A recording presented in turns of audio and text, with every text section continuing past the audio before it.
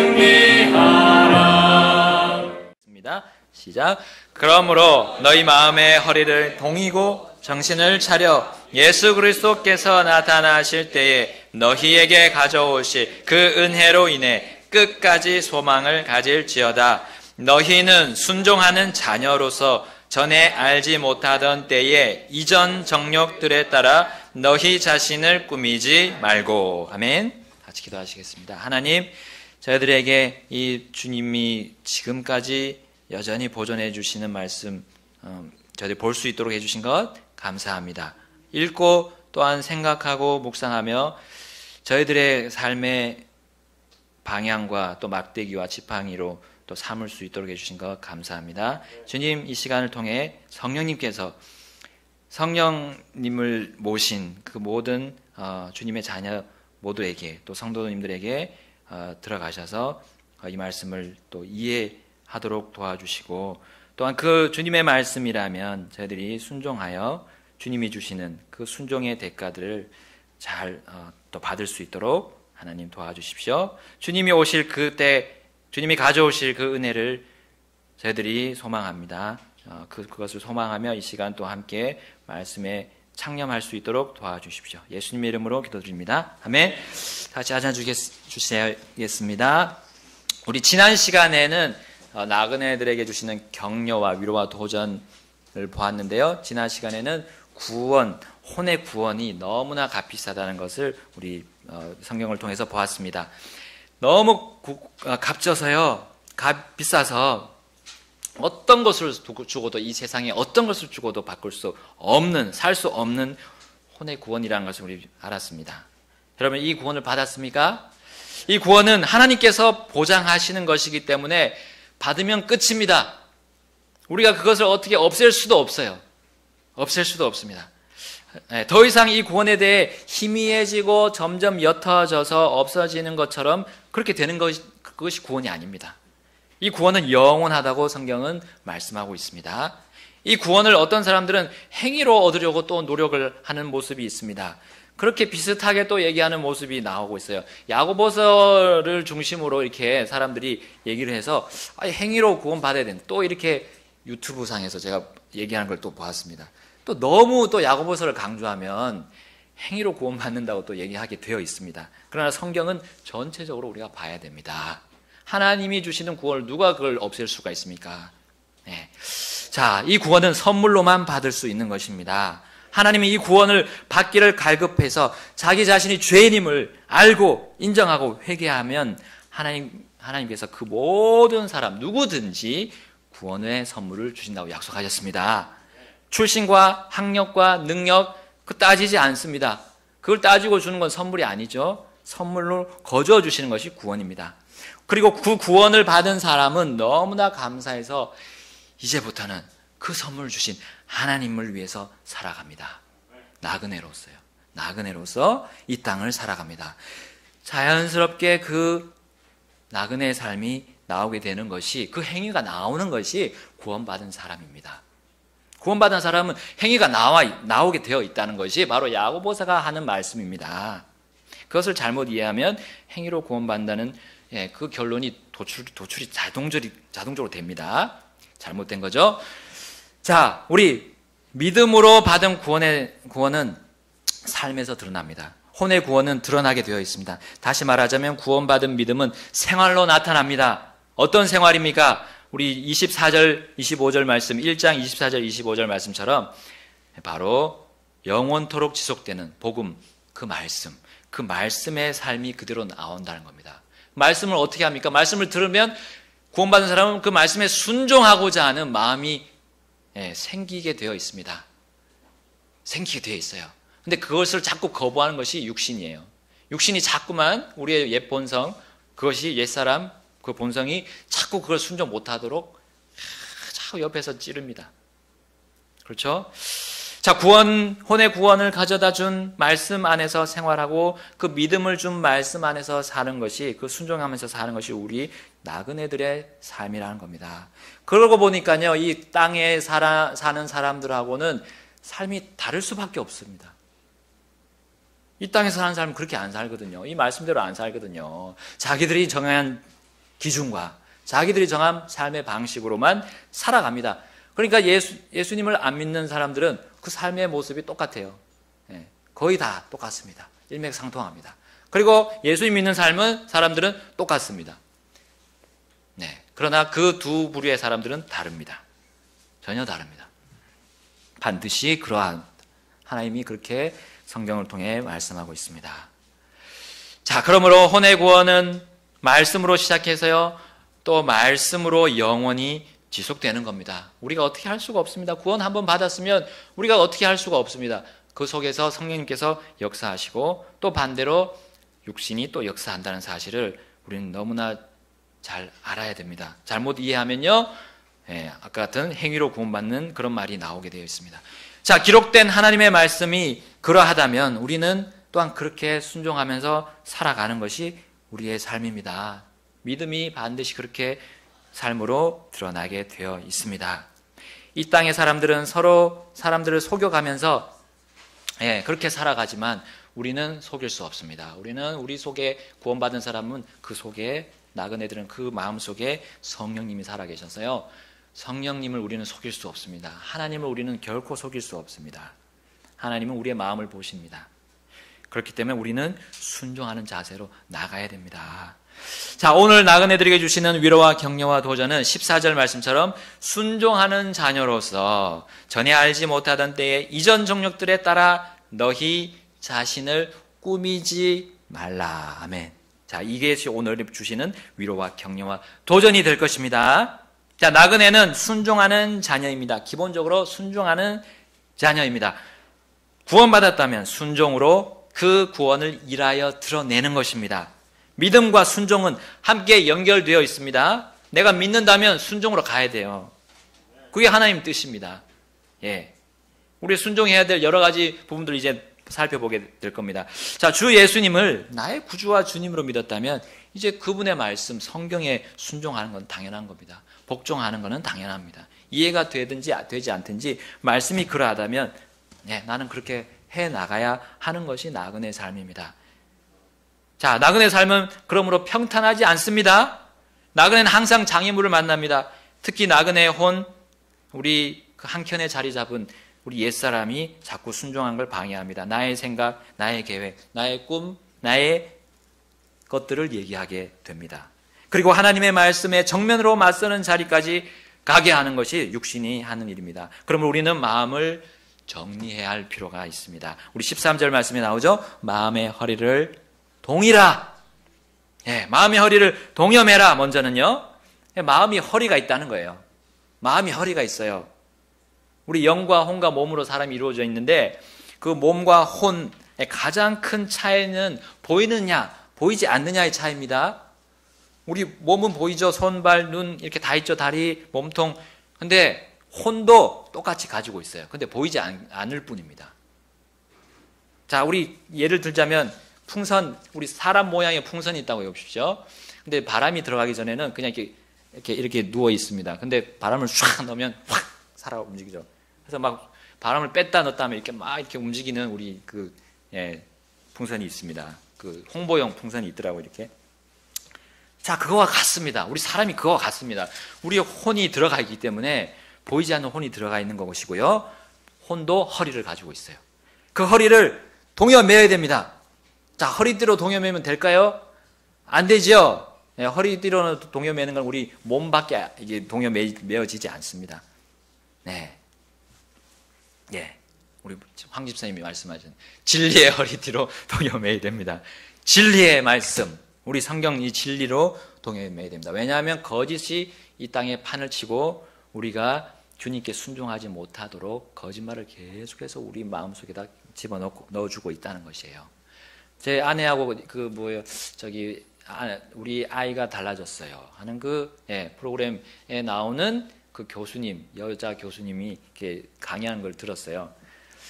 그 제목은 회초리를 들어라, 애들을 때려라, 그런 제목이었는데 잘 가는 것 같던데 중간쯤 와가지고는 막 이렇게 때리는 그런 사례들을 보면서, 이렇게 아버지들이 때리는 그런 사례를 보면서 약간 이렇게 방청객들이 이렇게 하면서 주도를 하면서 이렇게 비웃는 듯한 그런 비꼬는 것 같은 그런 웃음을 자아내면서 이렇게 진행을 하는 거예요.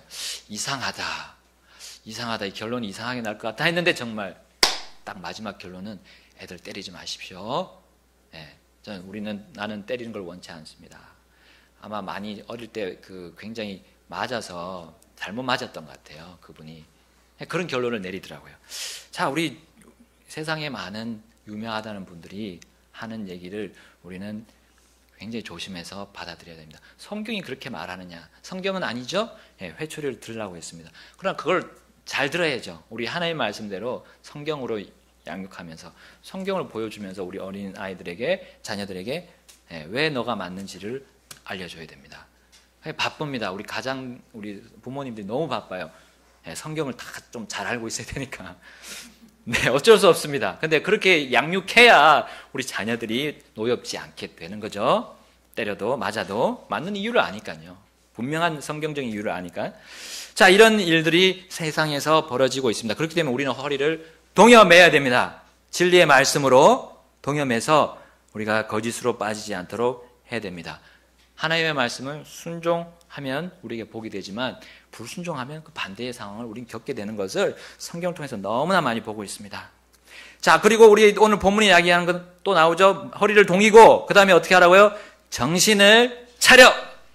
정신 차려 하고 있습니다. 자, 우리 군대 가면 이제 정신 차리는 일을 많이 시킵니다.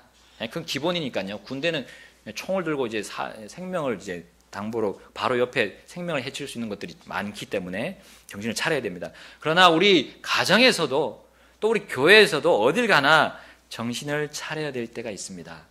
예, 정신을 차려야 됩니다. 정신을 차려야지 누가 정신 차려 해줘야지 이 가족 구성원이나 이 교회 구성원 우리 형제 양들이 잘 이렇게 주님 앞으로 또 순종하는 마음을 가지고 가게 되어 있습니다. 누가 그걸 해줘야 됩니다. 누가 해줍니까? 우리 하나님이 세우신 권위자들, 목사님, 또 가정에서는 아버지, 남편이 해야 될 일입니다. 그래서 하나님은 그것을 주시면서 그 하라는 일을 주시면서 더 큰 능력을 주셨다는 걸 저는 믿습니다. 네, 그 가정 전체를 바라볼 수 있는 눈, 그 교회 전체를 바라볼 수 있는 눈을 주셨다고 저는 믿습니다. 네. 자, 그래서 그 권위에 순종하는 사람은 또한 가정에 가서도 순종을 잘할 거라고 저는 확신하고 있고요. 자, 그것을 바로 정신 차려라는 그 일을 이 권위자들이 하고 있습니다. 그래서 우리는 정신 차리라 할 때 권위자들의 말에 잘 우리는 새겨 들어야 됩니다.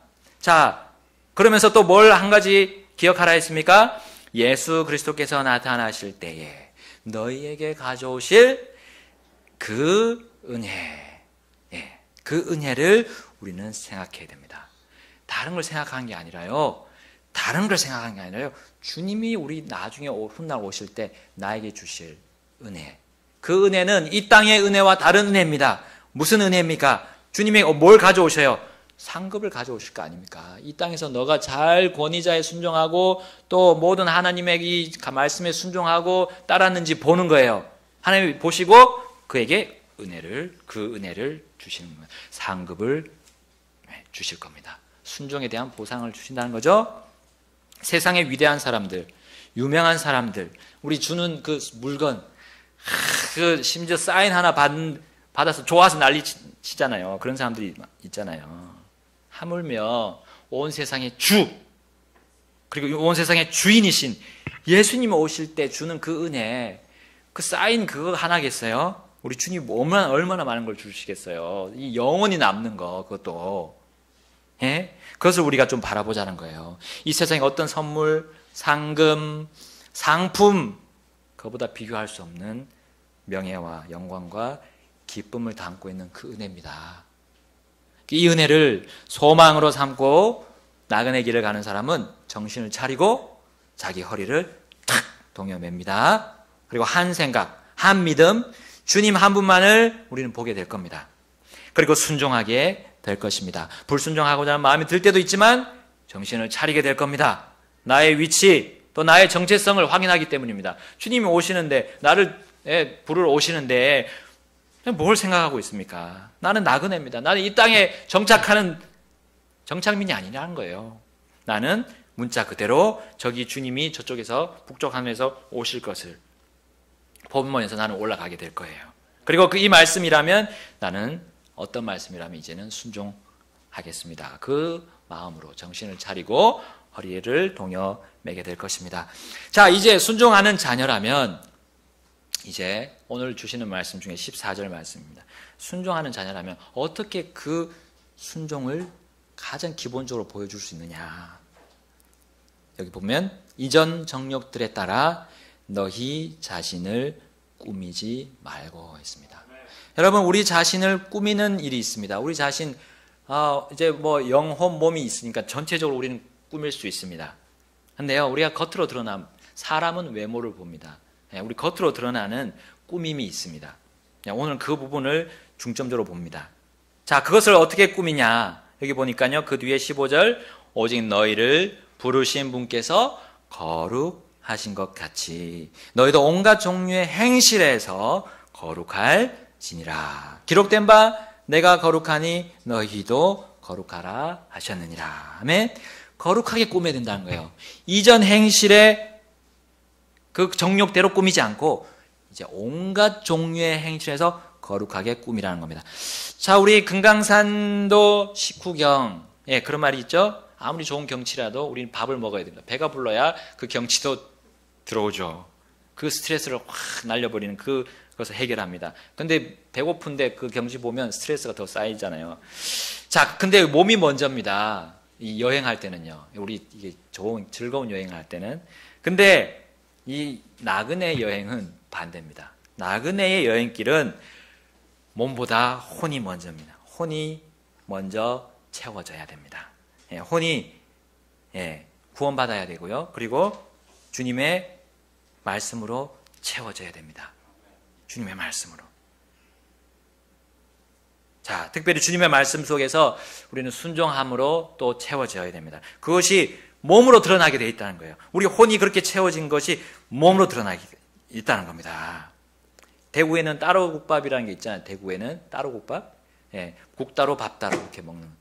근데 그게 몸에 들어가면 하나가 되잖아요. 똑같습니다. 우리 몸과 그것처럼 우리의 몸과 혼은 따로 떨어져 있는 것 같지만 같이 가게 되어 있습니다.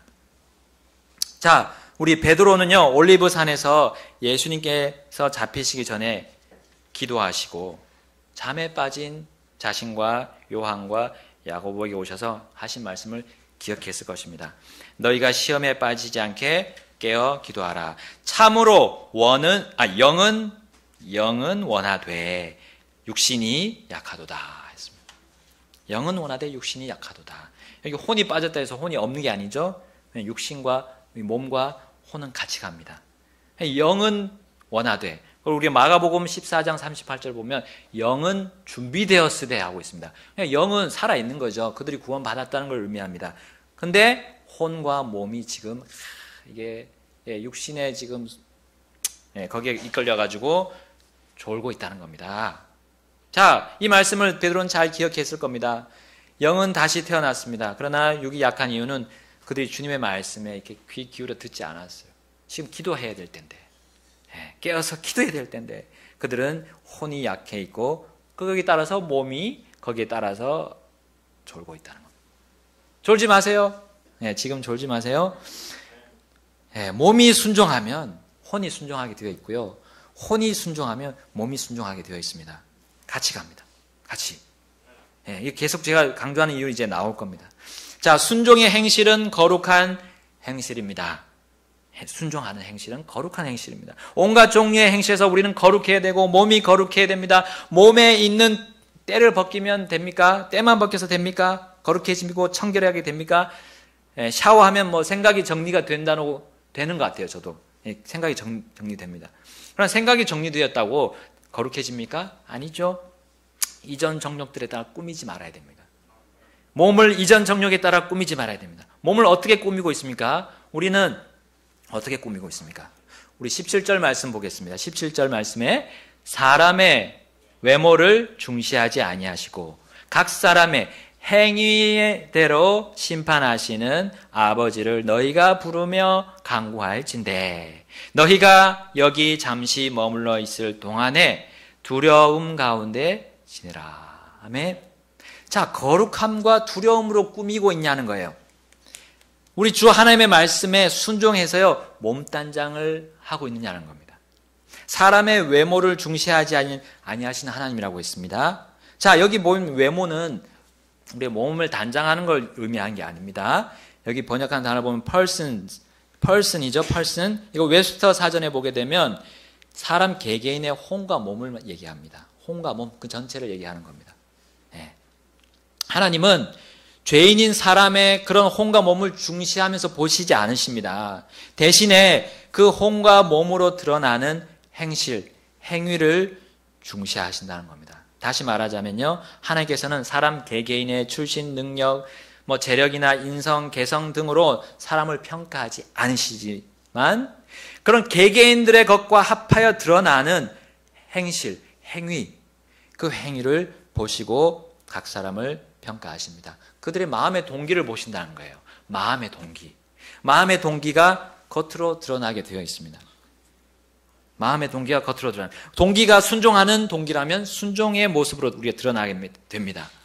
그리고 어떻게 자신을 꾸미고 있는지 그 마음이 보여주는 겁니다. 사람은 마음의 동기를 완전히 우리 꿰뚫어 볼 수 없잖아요. 사람은 겉모습을 보고 우리는 판단할 수밖에 없습니다. 그런데 하나님은 그의 동기까지 보시고 그가 어떤 모습으로 나오는지를 보십니다. 하나님은 속까지, 속 끝까지, 그 속의 깊은 곳까지, 우리도 알 수 없는 그 마음의 깊은 곳까지 하나님은 다 보신다는 거예요. 나그네로 부르신 우리를 하나님은 이 땅에 잠시 머물 자라고 말씀하고 있습니다. 이 땅이 꾸미는 방식대로 꾸미지 않습니다. 나그네는요, 정욕대로 꾸미지 않습니다. 자, 혼과 몸이 말씀에 순종한다면 거룩하고 두려움으로 몸을 꾸밉니다. 자, 이제 나옵니다. 남자는 여자의 옷, 치마를 입지 않습니다. 남자는 머리카락을 여자처럼 길게 하지 않습니다. 여자는 남자의 옷, 바지를 입지 않습니다. 그리고 여자는 머리카락을 짧게 깎지 않습니다. 남자와 여자의 구분을 하나님이 두셨습니다. 머리단을 드러내지 말라고 예레미야, 또 에스겔 이런 데서 얘기하고 있습니다. 그리고 허벅지를 보이는 거는 이미 다 옷을 벗었다는 거예요. 벌거벗었다는 것을 의미한다고 하나님이 말씀하셨습니다. 그러니까 남자와 여자의 그 모습이 이게 모호해지는, 구분이 잘 안 되는 그런 상태의 옷차림이나 이 외모를, 이 머리카락, 특히 이 머리카락이죠. 머리카락을 그렇게 하지 말라라는 겁니다. 그렇게 꾸미지 말라는 거예요. 이건 하나님의 말씀입니다. 하나님이 그런 자를 가증히 여기신다 했어요. 가증히 여긴 거는 진짜 하나님의 진노 아래에 있는 그런 사람들에게 하신 말씀이에요. 가증히 여기시는. 자, 이 점에 덧붙여서 베드로전서 2장 11절 말씀에 이렇게 말씀하고 있습니다. 우리 다 같이 베드로전서 2장 11절 볼까요? 자, 그리고 3장을 통해서 또 보겠습니다. 2장 11절 먼저 보겠습니다. 시작. 극진히 사랑하는 자들아, 나그네와 순례자인 너희에게 내가 간청하노니 혼을 대적하여 싸우는 육체의 정욕들을 삼가라. 아멘. 극진히 사랑한다고 말씀하고 있습니다. 우리 나그네요, 순례자인 우리, 구원받은 우리들에게 극진히 사랑하는 마음으로 하나님이 말씀하십니다. 너희 혼을 대적하여 싸우는 육체의 정욕들을 삼가라. 우리 혼 안에 새 성품이 들어있어요. 새 성품, 성령이 들어있습니다. 그 성령을 대적하여 싸우는 육체의 정욕, 바로 육신을 삼가라. 우리는 옷에 대한 성경 말씀을 대할 때 우리 육체가 좀 요동합니다. 육신이 요동해요. 내가 해오던 지금까지 해오던 것들이 이게 정면을 도전하거든요. 그러니까 몸이 요동하면 마음도 요동하면서 이렇게 이거 어째 옛날에 산 옷을 다 버려야 돼. 아까워. 치마라고 불편하잖아. 집에서 입어야 한다고. 집에서도 입어야 한다고. 내 스타일이 안 맞는데. 구닥다리 냄새가 나고. 지금은 조선시대가 아닌데. 옷은 시대에 따라 바꿀 수 있는 거 아닌가. 이렇게 점점점 하나님의 말씀에까지도 도전을 하게 됩니다. 그러면서 이제 어떻게 돼요? 불순종의 자리까지 이동하게 됩니다. 그것이 바로 육체의 정욕입니다. 그러나 분명히 주님은 베드로를 통해서 말씀하고 있습니다. 혼을 대적하여 싸우는 육체의 정욕들을 삼가라. 아멘. 나그네는 혼의 구원을 받아서 이제 영은 준비되어 있습니다. 그러므로 이제는 혼 안에서 성령님이 활동하셔요. 그런데 그 혼 안에 다른 성령과 정반대의 본성이 바로 육신입니다. 그 육신은 성령님의 인도를 받아 순종하려는 그 혼을 대적합니다. 야, 뭐 별나게 살려고 그래. 그냥 입던 거 입고 편하게 지내. 교회에서만 입고 교회를 떠나서는 뭐 마음대로 적당히 입어. 자, 이렇게 얘기합니다. 구원받은 혼, 성령님을 대적하는 몸은 얼마나 어리석은 몸입니까? 여러분, 우리는 큰 구원을 받았습니다. 너무 커서요. 너무 값지고 비싸서요. 하나님이 직접 오셔서 우리의 그 육신을 싸워서 이길 수 있는 본성을 새 성품을 넣어주시기 위해서 오셨다는 거예요. 오셔서 구원시켜 주셨다는 거예요, 우리를요. 그런데 계속해서 거기에 머물러 있을 겁니까? 우리는 주님을 두려워해야 됩니다. 아까 두려워하라 했잖아요. 여기에 잠시 머물러 있을 동안에 두려움 가운데 지내라. 하나님의 말씀에 대해서 우리는 정말 두려워해야 됩니다. 이것은요, 우리 하나님의 말씀은요, 영원한 거예요. 우리의 이 육체는, 우리의 몸은 썩어져 없어지죠. 우리 육체를 신뢰하면 안 됩니다. 육체가 원하는 대로 움직이면 안 되겠습니다. 이 세상 방식은 다 소멸된다고 했어요. 이 세상의 모든 일들이 다 불에 타서 없어진다고 했습니다. 왜 우리가 거기에 같이 편성해서 갈 필요가 있습니까? 남자는 남자의 옷을 입고요, 여자는 여자의 옷을 입어야 됩니다. 이것은 창조의 원리입니다. 창조의 질서입니다. 하나님은 남자와 여자를 창조하셨어요. 왜냐하면 지금 이 세상이 자꾸 동성애 이런 남색하는 자들을 자꾸 또 여자들끼리 같이 또 하는, 다 그렇게 가고 있잖아요.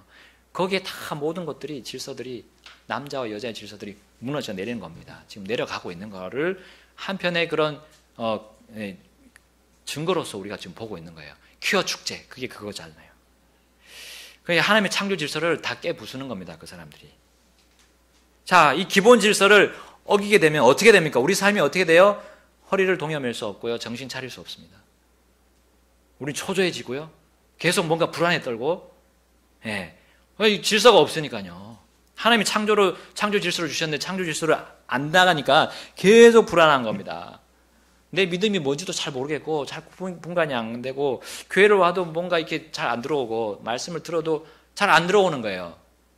성장이 좀 더디다는 거예요. 이 영적인 성장도 뭐 이렇게 잘 성장 안 한 것 같고, 몇 년을 지나도, 몇십 년을 지나도 그대로인 것 같고, 그거는 뭔가 문제가 있습니다. 우리가 성경 말씀대로 순종을 안 해서 그렇습니다. 우리 성서심리교회가 옛날에 선교사님이 있을 때는 한 30년 전까지는 다 입었어요. 다 우리 자매님들이 다 치마를 입었고, 보십시오. 그 옛날 사진들 봐보면 다 입고 있습니다. 근데 그때는 안 가르쳤죠. 왜냐하면 다 하고 있어요. 다 입으니까. 남자는 바지 입고, 남자 머리 짧게 하고, 여자는 머리 길게 하면서 치마를 길게 입으니까 뭐 가르칠 게 없어요.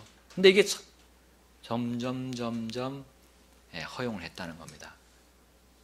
그리고 가르치지 않았다는 거. 자, 그거는 큰 실수를 한 겁니다. 성경에는 분명히 남자와 여자, 이건 기본 질서고요. 이것은 더 나아가서요, 이것이 바로 권위에 대한 순종을 하게끔 하는 하나님의 원리였습니다. 원리입니다. 자, 그것을 우리 베드로전서 2장 이제 13절부터 18절 나오고요. 이제 또 3장까지도 보겠습니다. 먼저 베드로전서 2장 13절부터 18절 보겠습니다. 주를 위해 사람의 모든 규례에 복종하되 왕에게는 최고 권위자에게 하듯 하고 총독들에게는 악을 행하는 자를 징벌하고 잘 행하는 자를 칭찬하기 위해 그가 보낸 자들에게 하듯 하라. 그리함이 하나님의 뜻이니 이것은 너희가 잘 행함으로 어리석은 자들의 무식한 말을 잠잠하게 하려 함이라. 너희가 자유로우나 너희의 자유를 악을 덮는 도구로 쓰지 말고 하나님의 종들로서 행하라. 모든 사람을 존경하며 형제들을 사랑하고 하나님을 두려워하며 왕을 존경하라. 종들아, 모든 두려움으로 너희 주인들에게 복종하되 선하고 부드러운 자들에게 뿐만 아니라 까다로운 자들에게도 그리하라. 아멘. 자, 이 세상은 육체의 정욕대로 남자는 여자의 옷, 남자는 여자의 옷, 여자는 남자의 옷을 입도록 계속 성공해 왔습니다. 여러분 100년 전의 옷차림을 한번 검색해서 보십시오. 서양, 동양 할 것 없이 남자는 바지, 여자는 치마. 자, 그거는 옛날부터 계속 해왔던 겁니다. 근데 현대에 와서 50년 전부터 이것은 깨지기 시작했습니다. 특별히 스포츠가, 운동 경기, 스포츠가 그 일에 항상 선두주자였습니다. 그렇죠? 여자들은 운동하지 않았어요. 운동을 이렇게 공개적으로 하지 않았습니다. 네. 근데 이게 공개적인 장소에서 하게 되면서 그렇게 되고, 이제 패션계라고 하는 그런 영화, 이런 모든 그런 연예인들 쪽에서 그것을 깨기 시작했습니다. 성공했습니다. 아주 하나님의 말씀을 자연스럽게 불순종하도록 크게 성공했어요, 사탄이. 그게 이제 교회 안에 들어와서요, 교회가 타락하는, 또 말씀의 권위와 또한 우리 모든 권위자들의 권위가 땅에 떨어지는 일이 벌어지게 된 아주 큰 원인이었습니다. 남자와 여자의 모습이 모호해진 것, 그거 하나입니다. 여러분, 심지어 그리스도의 가정에도 그 사탄의 문화가 자리 잡고야 말았습니다. 그리하여 나그네 삶을 살지 못하도록 만들었습니다. 사회가 변하는데 그냥 동조해버렸습니다. 오직 성경을 외치면서 예수님의 교회의 맥을 이어왔다고 하는 침례교회들에서조차 옷차림에 대해서 강하게 강조하지 않았습니다. 세상과의 분리에 대해서 말하지만 옷차림에 대해서는 말하지 않습니다. 옷차림에 대한 분리에 대해서는 말하지 않습니다. 결국 하나님께 영광을 돌려드리지 못하는 결과들을 낳게 되었습니다. 그러나 우리 교회는 이 일을 몇 년 전부터 시작했습니다. 우리 목사님 오셔서 시작했습니다. 정말 잘하시고 있습니다. 저는 정말 감사드리고. 근데 저희 집의 예를 좀 들도록 하겠습니다. 제가 제 아내한테 몇 번 얘기를 한 적이 있어요. 교회에서만 입고 집에서는 안 입으면 그게 뭔가. 근데 그걸 안 입고 있으니까요, 일이 벌어집니다. 네. 저의 말이 안 들어갑니다. 아내의 귀에 안 들어가고 아내의 행동으로 들어가지가 않습니다. 저는 그걸 경험했습니다. 그래서 좀 강하게 얘기했던 적이 한 몇 차례 있었습니다. 왜냐면요, 순종으로 드러나는 것이 이 옷차림. 남자는 남자, 아내의 옷, 또 남편이 얘기하는 것에 순종하는 것이 이 간단한 옷차림에서 이미 그 힘을 받을 수 있다는 거예요. 순종할 수 있는 힘을 받을 수 있다는 거를. 그걸 몰랐다는 겁니다. 여러분, 2장 12절 말씀 이렇게 말씀합니다. 이방인들 가운데서 너희 행실을 정직하게 하라. 정직하게 하라. 누구한테서요? 이방인들, 불신자들 앞에서 정직하게 하라. 교회에서만 딱 입고 이방인들, 우리 회사, 직장, 학교, 또 가족들도 안 믿는 사람이 있을 수도 있죠. 그 앞에서는 안 입어요. 입어야 될 걸 안 입고 그렇게 하면 정직한 겁니까? 정직하지 않은 것입니다. 아닌 겁니다.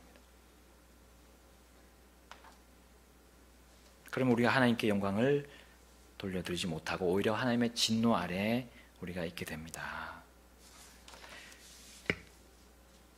여러분, 옷을 바르게 입는다면 하나님께 순종하는 힘을 얻게 됩니다.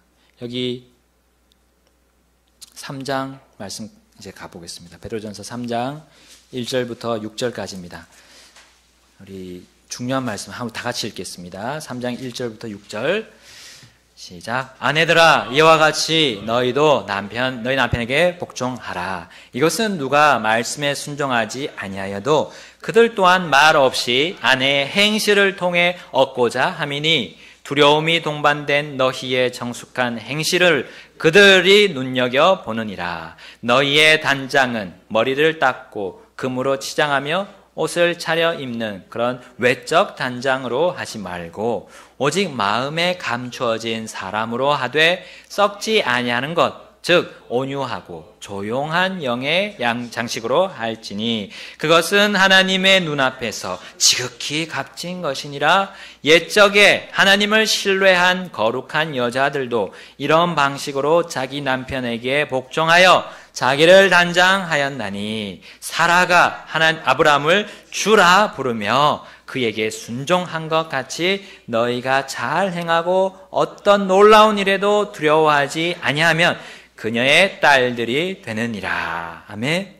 디모데전서 2장 9절에도 말씀합니다. 또한 이런 식으로 여자들도 단정한 옷으로 자기를 꾸미되 얌전하게 맑은 정신으로 하고 장식한 머리나 금이나 진주나 값비싼 옷으로 하지 말라 했습니다.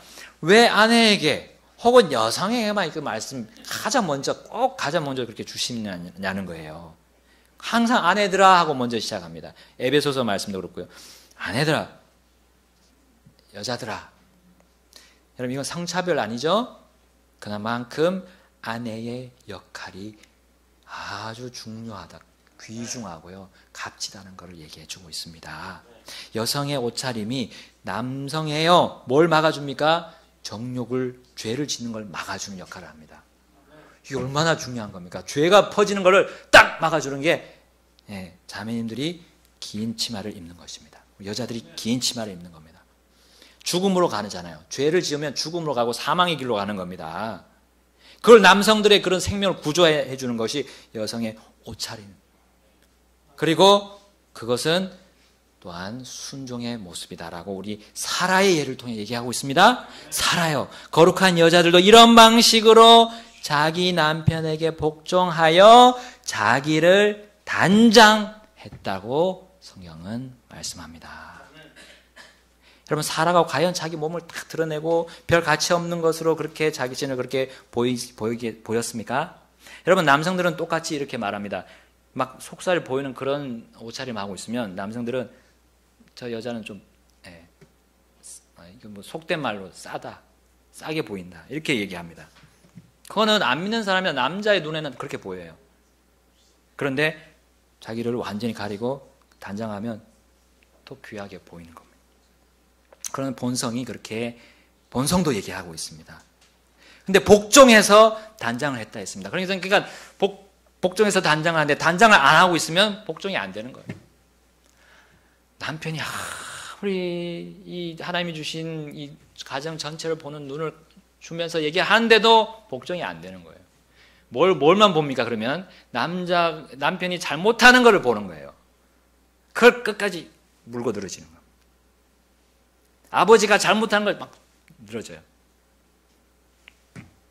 그러면 이제 가정이 무너지는 겁니다. 교회가 무너지는 거죠. 권위자가 잘못된 거를 그것만 보는 거예요. 그러면 창조 질서가, 그 기본적인 질서가 무너집니다. 그럼 우리가 무슨 일을 할 수 있습니까? 무슨 일을 할 수 있습니까? 의로운 자가 기초들이 무너지는데 뭘 할 수 있겠습니까?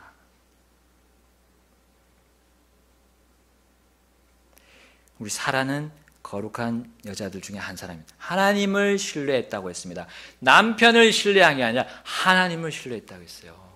하나님을 신뢰했습니다. 하나님을 신뢰하면 남편을 신뢰할 그 힘을 얻게 됩니다. 순종할 수 있는, 어떤 말이라도 순종할 수 있는 힘을 받게 됩니다. 여러분, 춥고 덥고 가볍고 무겁고 편하고 불편한 그런 용도의 옷이 아니라 그냥 남자는 남자의 옷, 여자는 여자의 옷. 우리 옷에 대한 얘기들이 많이 나오는데 창세기에 가장 기본적인 옷의 모습이 나오잖아요. 우리 아담과 이브에게 하나님께서 짐승을 죽여서 피를 흘려서 그 남은 가죽옷, 가죽옷. 가죽옷은 길게 늘어진 옷입니다. 남자들도 속살 드러내면 안 되죠. 안 됩니다. 바지를 입되 길게 입어야 됩니다. 그게 하나님이 우리에게 주신 옷입니다. 옷의 형태입니다. 그것이 100년 전까지는 분명히 지켜졌어요. 100년 전까지는. 희한하게 50년 전부터는 그것이 무너지고 모든 이 사회에 악이 더 만연해졌습니다. 우리 하나님이 하신 말씀대로 점점 더 악하여지는 그런 모습이 이 세상에 시작이 됐고 계속해서 지금 연결되고 있습니다. 그것의 가장 큰 것이 우리가 참 옷차림이라는 것을 성경은 말씀하고 있습니다. 옷차림이 잘못되면 우리의 마음의 허리를 동여맬 수 없습니다. 그리고 정신을 차릴 수 없습니다. 예수님이 오시는 그날을 바라볼 이게 그런 시야가 안 떠지고 그렇게 볼 수도 없습니다. 눈이 가려지고 시야가 좁아지고 눈이 어두워지는 겁니다. 눈이 어두워져요. 예수님 오시는 걸 기대하지도 않습니다.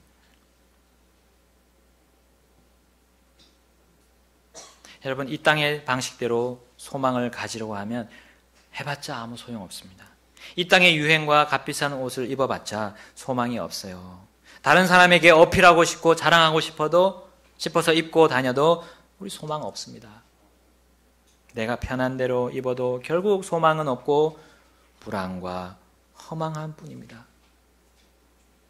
왜냐하면 우리는 순종해야 소망이 있습니다. 아멘. 하나님 말씀이라면 순종하면 우리에게 정말 기쁨이 차오르게 될 것입니다. 왜냐하면 구원받은 자의 모든 그 마음속에는 순종하는 영이 있기 때문이에요. 순종하는 영. 하나님 말씀이라면 순종하는 영이 거기 있습니다. 그 성품이 있습니다. 새 성품, 새 사람. 새 사람. 그래서 우리는 정신을 차릴 수 있고 허리를 동일 수 있습니다. 순종하면 됩니다. 순종하면요. 이전의 정욕인 옛사람 육신, 죄악된 자아를 따라서 입는 일에서 우리는 멈춥시다. 그리고 어딜 가나 일관된 옷으로. 그것이 마음의 모습이라고 우리는 분명히 인정합니다.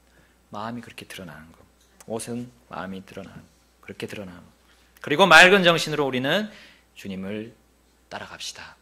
주님의 말씀, 성경 말씀에 순복하면 우리는 그 은혜, 주님이 가져오실 그 은혜를 소망으로 바라볼 수 있다는 겁니다. 같이 기도하시겠습니다.